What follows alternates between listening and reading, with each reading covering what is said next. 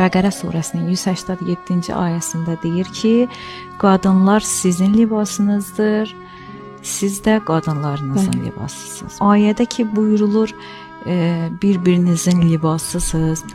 Libasın anlamı nədir, istəyir təfsiri, istəyir lüğəvi, bir neçə mənası vardır. Libas insana örtükdür. Libas bəzən zinətdir, libas bəzən qoruyucudur. Əgər Allah Taala və növbəti bir məqamda budur ki, Allah Taala fəqət kişilərə demir və yaxud da xanımlara demir. Hər ikisinə eyni anda deyir ki, hər ikisinə xitaban deyir ki, siz bir-birinizin libasısınız. Yəni libasısınız nə demək?